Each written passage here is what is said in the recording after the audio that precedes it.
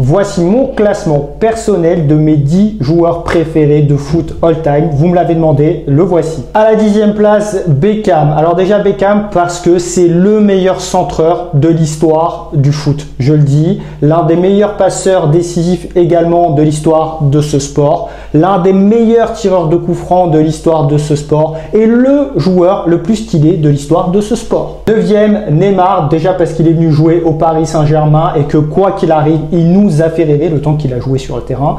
L'un des meilleurs techniciens de l'histoire du foot. Également la samba. Quand il n'est pas blessé, ce joueur est magnifique à voir jouer. C'est un virtuose et un très grand buteur. C'est le meilleur buteur de l'histoire de la Seleção. 8e, Maradona. C'est le premier joueur qui m'a fait rêver. Coupe du Monde 86. Bon, je ne l'ai pas vu en direct, mais elle était incroyable. Je l'ai revu après. À lui tout seul, il a gagné la Coupe du Monde, la deuxième pour l'Argentine. Et la Coupe du Monde 90 également, il était là. Il a amené l'Argentine en finale, mais il n'a pas marqué le moindre but. Mais il a fait des passes décisives et il était incroyable. La magie avant tout, tout le monde voulait essayer de faire ce qu'il faisait.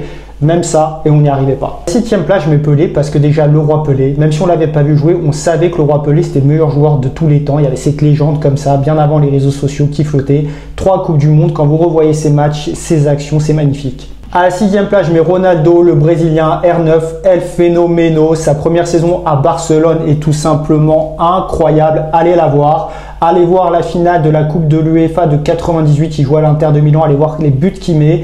Regardez sa Coupe du Monde 98 également, incroyable. Regardez la Coupe du Monde 2002 et son fameux comeback. Ronaldo, un joueur marketing, le Michael Jordan, franchement, du foot. Regardez Ronaldo. En 5, je mets Romario, un autre joueur brésilien. Il a gagné la Coupe du Monde 94 avec le Brésil en étant le principal acteur. Il finit deuxième meilleur buteur avec 5 buts, meilleur joueur de la compétition. Un incroyable avant-centre, l'un des meilleurs de tous les temps. Un buteur hors norme. 4e place, je mets Jean-Pierre Papin, les Papinades, l'OM, le seul joueur français qui a gagné le Ballon d'Or en jouant dans le championnat de France. Avant Mbappé, c'est lui qui détenait le record consécutif de titre de meilleur buteur du championnat de France. 5 fois, c'est le meilleur joueur de l'histoire de l'OM. 3e, c'est Roberto Baggio, pour moi le meilleur joueur de l'histoire de l'Italie. C'est le joueur qui va amener en 94 à la Coupe du Monde l'Italie en finale. Il va marquer 5 buts à égalité avec Romario.